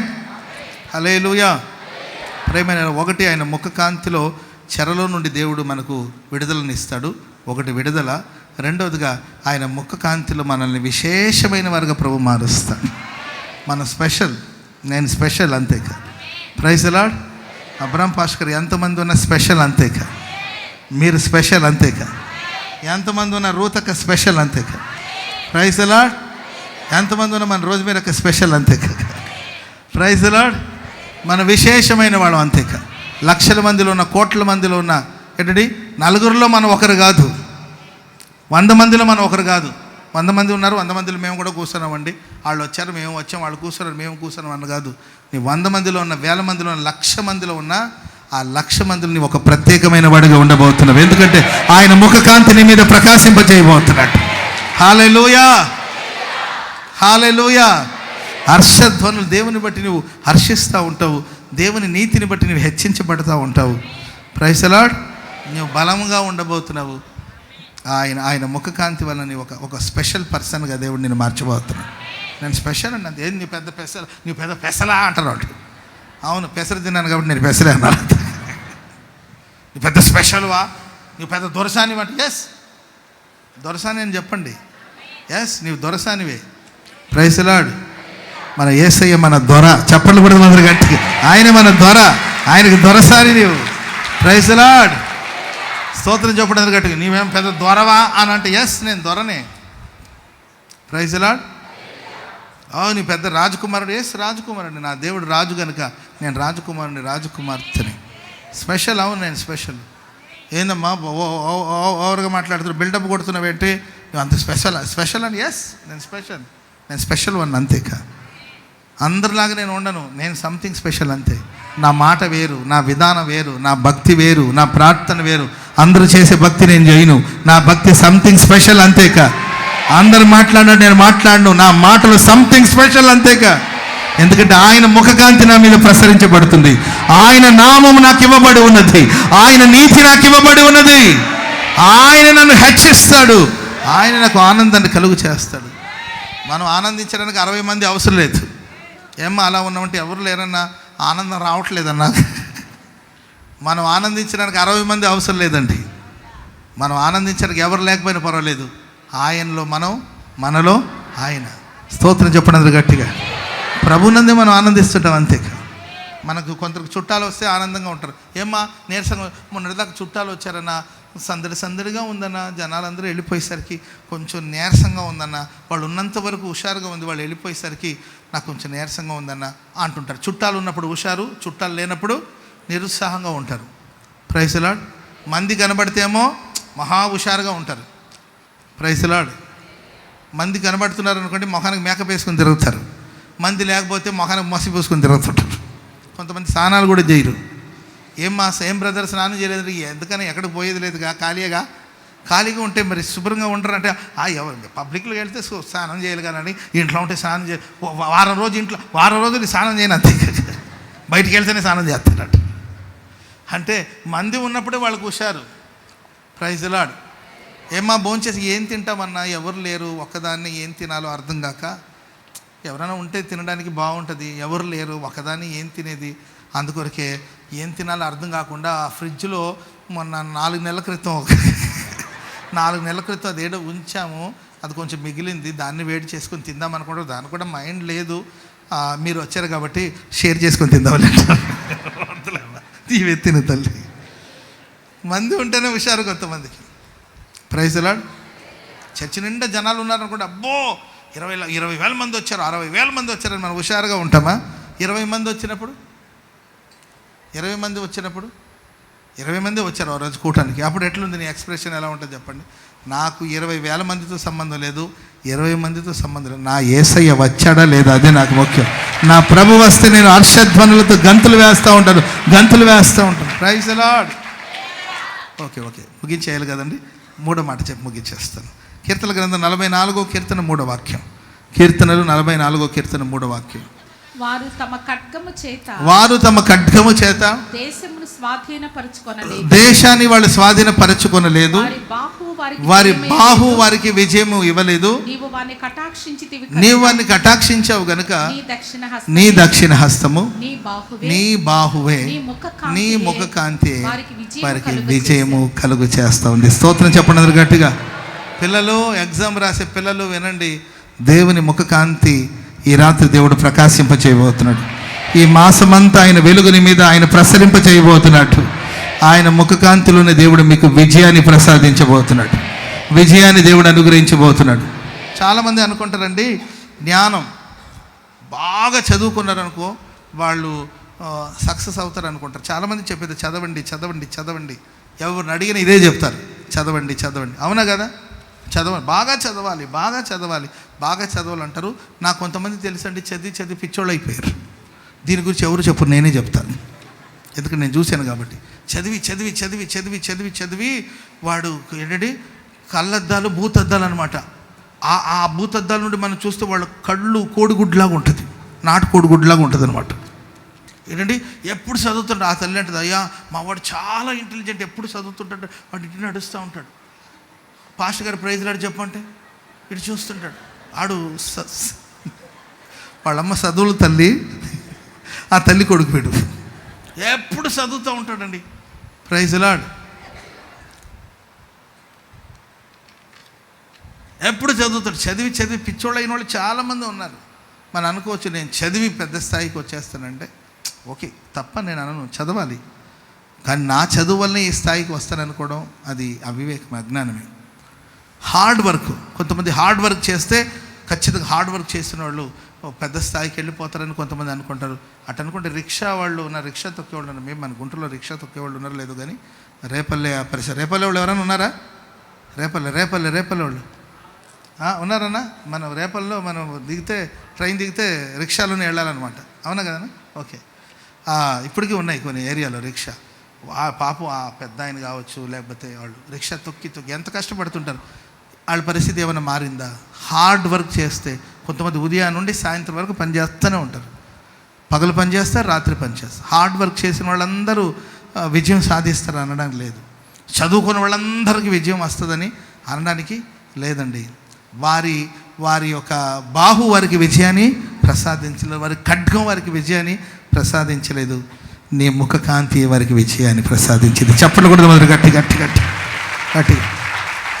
చదువుకోవాలి, అటని చదవద్దని నేను అనట్లా, చదువుకోవాలి. పని చెయ్యొద్దని నేను అనట్లా, పని చెయ్యాలి. కానీ మన పని మీద మనం ఆధారపడకూడదు, మన జ్ఞానం మీద మనం ఆధారపడకూడదు. Praise the lord. ఆయన ముఖకాంతి మీద మనం ఆధారపడితే, praise the Lord. Thomas Alva Edison ఏం చెప్పాడంటే, దేవుడు నన్ను వెలిగించాడు, నేను ప్రపంచాన్ని వెలిగించాను. ఆమె చెప్పండి అందరూ గట్టిగా. నేను ప్రపంచాన్ని వెలిగించాను అని అనలా, నేనే బల్బు కనిపెట్టింది, సో నేనే ప్రపంచాన్ని వెలిగించాను అలా. ఆయన నన్ను వెలిగించకపోతే నేను ప్రపంచాన్ని వెలిగించేవాడిని కాను. ఆయన నన్ను వెలిగించాడు, ఆయన ముఖకాంతి నా మీద ప్రసరించబడింది, నేను ప్రజలకు ఈరోజు వెలుగుగా మారాను. చప్పట్లు కొడుతూ దేవునికి స్తోత్రం చెప్పండి. విజయం విజయం విజయం. Praise the lord. చెప్పండి గట్టిగా హల్లెలూయా.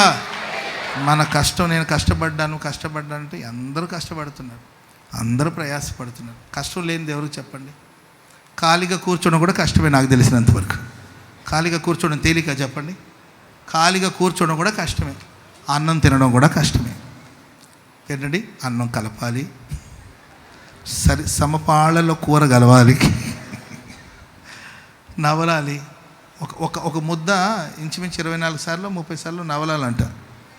32 టైమ్స్ అంట. మనకి ఎన్ని పళ్ళు ఉన్నాయి? 32 పళ్ళు. ఏంటండి? 32 పళ్ళ కింద ఏంటండి 32 సార్లు నవలాలంటే అది ఈజీగా చెప్పండి? ఊరికే మనం తిండిపోతాను అంటాం కదండి, తినడం ఎంత కష్టం పాపం. ఏంటంటే సమపాళ్ళలో కలిపి 1 2 అని 32 టైమ్స్ నవలి తింటేనే అది మనకు ఆరోగ్యంగా మారుతుందంట. Praise the lord. నీళ్ళు తాగడం ఏమైనా ఈజీగా చెప్పండి? అందరూ అన్న నీళ్ళు తాగండి అన్న, కొంచెం నీళ్ళు తాగండి. ఎంత కష్టం నీళ్ళు తాగితే. ఆ తాగిన వాళ్ళు అలాగే ఉంటుందా మనల్ని చెప్పండి? మనల్ని ఉండనిస్తుంది, ప్రశాంతంగా తిరగనిస్తూ ఉంటుంది అటు ఇటు. కష్టమే అన్నీ నాకు తెలిసినంతవరకు, అందరికీ కష్టాలే. Praise the lord.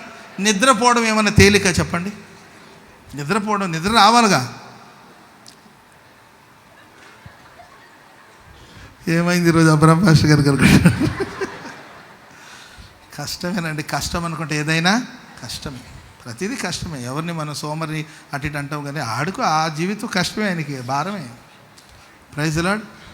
ఆ 70 కేజీలు 80 కేజీలు శరీరం మోసుకొని తిరగాలంటే కష్టమే కదా. కూర్చొని చోట కూర్చొని ఉన్న సోమరిపోతుంటే మరి 70 కేజీలు మోసుకొని నడవాలంటే మరి కష్టమే కదా. అందుకే వాడు మోయిలాగా కూర్చున్నాడు, అంతేకా. మనం ఆయన వైపు నుండి కూడా మనం ఆలోచించాలి కదా. కష్టం అంటే అందరికీ కష్టమే కాదంట్లా. కానీ దేవుని ముఖకాంతి ఒక వ్యక్తి జీవితంలో ప్రకాశించినప్పుడు అతడు పడే ప్రతి శ్రమకు దేవుడు గొప్ప ప్రతిఫలాన్ని దయచేస్తాడు. హల్లెలూయా. విజయాన్ని ప్రభు ఇస్తాడు. యుద్ధం చేయడం రాదు, యుద్ధం చేయడం చేత కాదు. యుద్ధాయుధాలు ఏమీ లేవండి వాళ్ళ దగ్గర. యుద్ధాయుధాలు లేవు అసలు. యుద్ధం చేయాల్సిన అవసరం వాళ్ళకి రాలా. దానికి ప్రాక్టీస్ కూడా లేదు వాళ్ళకి, దానికి శిక్షణ కూడా లేదు వాళ్ళకి. ఉన్న పళంగా వాళ్ళకి ఐగుప్తు నుండి విడుదల వచ్చింది, ఉన్నదని సర్దుకొని పాప వాళ్ళు బయలుదేరి వెళ్ళారు. సడన్గా ఒక చోటుకు వచ్చారు శత్రులు, వెంటనే తరుముకుంటూ వచ్చారంటే భయపడిపోయారు వాళ్ళు. ఏం చేయాలి అర్థం కావట్లేదు. సముద్రం పాయలైపోయింది, 6 నెలలపై ప్రజలు నడిపిస్తున్నాడు, శత్రులు తరుముకుంటూ వచ్చారండి. ఏం చేయాలో అర్థం కావట్లా. కానీ ఇశ్రాయేల్ ప్రజలందరూ దేవుడు అందరికీ నడిపించి దాటించి శత్రులందరినీ సముద్రంలోకి తీసుకొచ్చి దేవుడు ఒక్కసారి వాళ్ళ వైపు చూశాడు, అంతేకాదు. వాళ్ళన్నారు, ఒరే బాబు, దేవుడు వాళ్ళ పక్షాన యుద్ధం చేస్తున్నాడు, మనం పారిపోదాం రండని పారిపోయారంట. నీ జోలికి ఎవడైనా వస్తే, ఇది గుర్తుపెట్టుకో, నీ జోలికి ఎవడైనా వస్తే, నీ జోలికి నేను ఏదైనా బాధ పెట్టాలని, నేను ఇబ్బంది పెట్టాలని ఎవడు నీ జోలికి వస్తే నీవేం కంగారు పడాల్సిన అవసరం లేదు. వాళ్ళే అంటారు, ఒరే బాబు వాడి పక్షాన దేవుడు యుద్ధం చేస్తున్నాడు. చెప్పండి కూడా వాడి పక్షాన దేవుడు, వాడు యుద్ధం చేయాల్సిన అవసరం లేదు. వాడేంట్రా మౌనంగా ఉన్నాడు, వాడికి ఎన్ని కష్టాలు వచ్చిన మౌనంగా ఉన్నాడు ఏంటి? ఏంటమ్మా నీ మౌనంగా ఉంటే ఇట్ట ముచ్చుగా ఉంటే ఎట్ట తల్లి, మహాతల్లిలాగా ఉన్నావు, మాట్లాడి నోరుందిగా మాట్లాడొచ్చు కదా. నువ్వు మాట్లాడకపోతే ఎట్లా? వాళ్ళు నిజమే అనుకుంటారు కదా. నువ్వు మాట్లాడకపోతే నిజమే అనుకుంటారు. పిచ్చిదానా, మాట్లాడు. ఇప్పుడు మాట్లాడకపోతే ఎప్పుడు మాట్లాడు? నేను మాట్లాడాల్సిన అవసరం లేదు. నేను మాట్లాడితే నా గొంతు ఎంత పీల గొంతు, నా గొంతు పిచ్చుక గొంతు. నేనేం మాట్లాడతాను? నా పక్షాన నా దేవుడు నిలబడి మాట్లాడబోతున్నాడు. నా దేవుడు గర్జించబోతున్నాడు. నా దేవుడు గర్జించబోతున్నాడు. శత్రులు అంటారు వాడు యుద్ధం చేస్తున్నాడని కాదు, వారి పక్షాన దేవుడు యుద్ధం చేస్తున్నాడు. చెప్పండి కూడా మొదలు గట్టిగా, పారిపోదాం రండి, పారిపోదాం. ఎక్కడికరా మీరు పారిపోయేది? ఎక్కడికరా మీరు పారిపోయేదని వాళ్ళ వాళ్ళ వాళ్ళ వాళ్ళ వాళ్ళ రథ చక్రాలు ఊడిపోయేటట్లు ప్రభు చేశాడు. చిన్నప్పుడు నాకు కళ వచ్చేదనమాట. ఆ కళ్ళ నాకు కాదు, మీ అందరికీ వచ్చి ఉంటుంది. ఆ కళ్ళలో మనల్ని ఎవరో తరుముకుంటూ ఉంటారు, మనం పరిగెత్తుతూ ఉంటాము. ఎంత పరిగెత్తిన అక్కడే ఉంటాం అనమాట. పరిగెత్తుతుంటే అక్కడే ఉంటాం అనమాట. ఎంత పరిగెత్తిన అక్కడే ఉంటాం. అట్లా శత్రులు పరిగెత్తుతున్నారు కానండి, వాళ్ళు అక్కడే ఉన్నారు. వాళ్ళ రథ చక్రాలు ఊడిపోయాయి, జల సమాధి అయిపోయారు. ఏమి విత్తుతామో దాన్ని ఖచ్చితంగా కోసుకోవాలంతే. అందుకోసమే నేను మంచిగా విత్తుదాం. మనం చెడు చేసేవాళ్ళు కూడా మనం మంచి చేద్దాం. వాడు చెడు అని మనం చెడు అయిపోకూడదు. ఏంటండి, అంతే కదా. మన గంపలో మంచి పండు ఉన్నప్పుడు గంపలో చేయబెట్టి తీస్తే ఏ పండు వస్తుంది? మంచి పండు వస్తుంది. కుళ్ళిపోయిన ఫ్రూట్స్ ఉందనుకోండి, గంపల నుండి మనం చేయబెట్టి తీస్తే ఏమొస్తుంది? కుళ్ళిపోయింది వస్తుంది. రైస్ బౌల్లో లేకపోతే గిన్నె అన్నం పాత్రల నుండి మనం గరిటె పెట్టి అన్నం తీస్తే వేడివేడి అన్నం అయితే వేడివేడి రైసే బయటకు వస్తుంది. పాసిపోయిన అన్నాన్ని మనం దానికి ఎంత మేకప్ చేసి మనం తీసినా పాసిపోయిన అన్నం పాసిపోయింది. ఇక్కడ పవిత్రమైనది నిండినప్పుడు, వెలుపలకు తీసినప్పుడు పవిత్రమైనదే వస్తుంది. స్తోత్రం చెప్పండి గట్టిగా హల్లెలూయా. చెడు చేయడం మనకు చేత కాదు, అంతే. వాడు దుష్టుడు కానీ వాడు పాపాత్ముడు కానీ వాడికి చెడు చేయడం మనకు చేత కాదు. ఎందుకంటే మంచితో దేవుడు మనల్ని నింపేశాడు, అంతే. ఆమేన్. మన గొంతు ఎత్తలేము, మనం స్వరమెత్తి గొంతెత్తి మాట్లాడలేము. ఎస్, మన గొంతు అంత గొప్పది కాదు, మన గొంతు అంత బలమైనది కూడా కాకపోవచ్చు. కానీ ప్రియులారా, నీ పక్షాన దేవుడు గొంతెత్తి మాట్లాడతాడు. హల్లెలూయా. నీవు బలహీనుడే కావచ్చు, నీ దేవుడు బలహీనుడు కాదు, నీ దేవుడు బలవంతుడు. నీవు శక్తిహీనుడే కావచ్చు, నీ దేవుడు శక్తిమంతుడు. హల్లెలూయా. అంతేనండి. వాళ్ళ రథ చక్రాలు, దేవుడు ఏ చక్రాన్ని ఊడగొడితే ఏ బండి పడుతుందో ఆయనకు తెలుసు, అంతేకా. ఈవెందుకు డిటెక్టివ్ అయిపోయి మనకి ఎందుకంటే డిటెక్టివ్ పని? డిటెక్టివ్ అంటే తెలుసా ఏమంటారు తెలుగులో? అమ్మా నీకెందుకమ్మా గూఢాచారి పనులు మనకెందుకు? ఏం చేద్దాం నీవన్నీ వద్దు అన్నయ్య, వద్దన్నయ్య, మనకెందుకు గూఢాచారి పని? ఆయన ఉన్నాడు మన పక్షాన వ్యాజ్యం ఆడడానికి. హల్లెలూయా. యుద్ధము యెహోవాదే. యుద్ధం చేయవాడు ఆయనే. ఆయనే మన సంరక్షకుడు, ఆయనే మన రక్షకుడు. ఆయనే యుద్ధం చేస్తాడు. విజయాన్ని మాత్రం మనం అందుకుందాం. Praise the lord. ఆయన జయమే మన జయం. Praise the lord. ప్రార్థన చేసుకుందామా? దయచేసి అందరూ లేచి నిలబడండి, చిన్న ప్రార్థన చేసుకుందాం. ప్రేమాస్వరూపి, నిత్యాశ్రయ దుర్గమైన తండ్రి, నీ ఘననామానికి స్తోత్రాలు. ఈ 2026వ సంవత్సరములో ఫిబ్రవరి మాసంలో ఈ సంపూర్ణ రాత్రి ఉపవాస ప్రార్థనని మీరు జరిగిస్తూ వచ్చిన విధానాన్ని బట్టి స్తుతిస్తూ ఉన్నాం. నాయనా, మీ దాసులు మా సేవకులను సిలువు చాటు మరుగు చేసి ఈ రాత్రి నాతోనూ మాతోనూ లైవ్లో ప్రత్యక్ష ప్రసారాన్ని వీక్షిస్తున్న వారితో మీరు ముఖాముఖిగా మాట్లాడుతూ వచ్చారు. అందును బట్టి స్తుతి చెల్లించుచూ ఉన్నాము నాయన. సుదూర ప్రాంతాల నుండి వచ్చిన ప్రతి ఒక్కరితో నాయన వాక్య వాక్యాన్ని మీరు విశుద్ధపరిచినందుకు స్తోత్రం. ప్రతి ముఖ ప్రకాశవంతంగా మార్చబడినట్లుగా మీ ముఖ కాంతి మా మీదకి రానివ్వండి ప్రభా. ప్రతి ఒక్కరూ తేజరిల్లబడుదురుగాక, ప్రతి ఒక్కరూ ఆశీర్వదించబడుదురుగాక, ప్రతి కుటుంబం నెమ్మదిగా నిమ్మలంగా ఉండునుగాక, ప్రతి వారి జీవితాలు సంతోషంతో వర్ధిల్లుదురుగాక, ఊహకు మించిన ఘన కార్యాలు జరిగించబడునుగాక. నిశ్చయంగా నీ కృపతో మమ్మల్ని నింపమని వేడుకుంటున్నాం. నీ ముఖ కాంతి మా జీవితాలకు మీదకి రానివ్వండి ప్రభా. విడుదల లేని వారికి విడుదలను దయచేయండి. చెరలో ఏ సమస్యలతో బంధించబడి ఈ రాత్రి ఇక్కడికి వచ్చారో మీరు మాట్లాడారు నాయన. నేను మిమ్మల్ని విడిపించబోతున్నానన్నారు. ఎట్టి చెరలో బంధించబడిన వారినైనా, అది అసాధ్యమనుకున్న కార్యాలనైనా సాధ్యపరచగలిగినటువంటి దేవుడిగా ఇక్కడ చేరిన ప్రతి ఒక్కరికి ప్రభా విడుదలను ప్రసాదింపజేసినందుకై లెక్కలేని కృతజ్ఞతాస్తుతులు చెల్లించుచూ ఉన్నాము నాయన. కృపతో మీరు నింపమని వేడుకుంటూ ఉన్నాం. పరిశుద్ధాత్ముడా, మీ ముఖ కాంతి మా మార్గాల మీద ఉంచబడుతుందని బోధించారు. నిజమేనైనా మేము వెళ్ళే మార్గాలు కొన్నిసార్లు ముళ్ళబాటగా ఉన్నాయి, రాళ్ళు కలిగినటువంటి బాటగా ఉన్నాయి. మేము వెళ్ళే మార్గాలు ప్రభా నాయన కొన్ని సందర్భాలలో నాయన అంధకారము వైపు నడిపించే మార్గాలుగా ఉన్నాయి. ఇక మీదట మీ ముఖ కాంతి మా మార్గముల మీద ప్రకాశింపచేసి ప్రతి అడ్డంకులన్నిటిని తొలగించి, ప్రతి ఆటంకాలు తొలగించి, ఇక మీదట మా బాట ప్రభునైనా రహదారిగా చక్కగానైనా ఆత్మ సంబంధమైన బాటగా తీర్చిదిద్ది వర్ధిలింప చేయమని వేడుకుంటూ ఉన్నాం. మీ ముఖ కాంతి మాకు విజయాన్ని ఇస్తుంది. నిజమేనాయనా, మా జీవిత దినములన్నిట మేము విజయోత్సవాలతో ఊరేగగలిగేటట్లుగా అద్భుతమైనటువంటి కార్యాన్ని మీరు జరిగించమని వేడుకుంటూ ఉన్నాం. ఇక్కడ చేరిన ప్రతి ఒక్కరిని చిన్నల మొదలుకొని పెద్దల వరకు నాయనానికే స్తోత్రం. ప్రత్యక్ష ప్రసారాలు వీక్షిస్తున్న వారిని బట్టి కూడా స్తుతిస్తున్నాం. ప్రతి ఒక్కరి జీవితాలలో విజయము కలుగు చేయబడునుగాక, విజయము కలుగు చేయబడునుగాక. ఇక మీదట ప్రతి ఒక్కరు విజయోత్సవంతో ఊరేగుతూ ఆనందముతో కొనియాడబడే కృప దయచేయమని వేడుకుంటున్నాం. నీ బిడ్డలు వారి వారి ప్రాంతాలకు వెళ్ళేటప్పుడు నాయన నీ ప్రజల వంట వెళ్ళండి.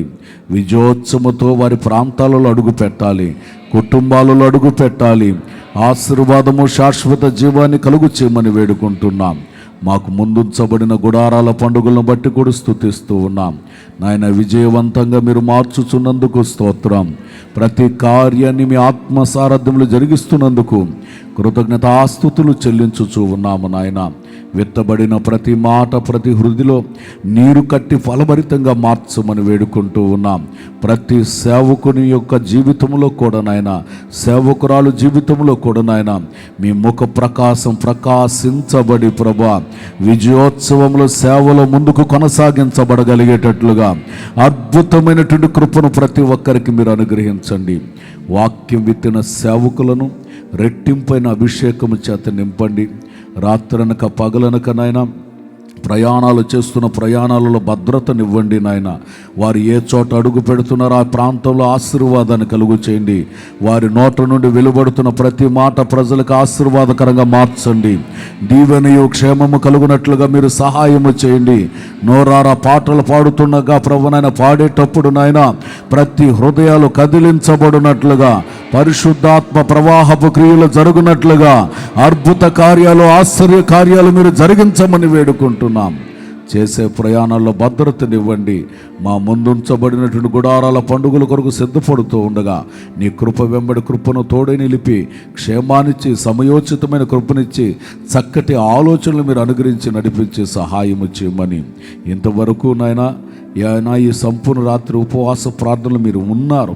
ఇక ముందుకు కూడా జరగబోయే కార్యములో కృపతోడే నిలిపి నడిపించి సహాయం చేయమని యేసుక్రీస్తు ప్రశస్త నామములో అడుగుచున్నాము తండ్రి. ఆమేన్, ఆమేన్. చేతులతో ఒకసారి గట్టిగా హల్లెలూయా చెబుదాం. హల్లెలూయా, హల్లెలూయా, హల్లెలూయా.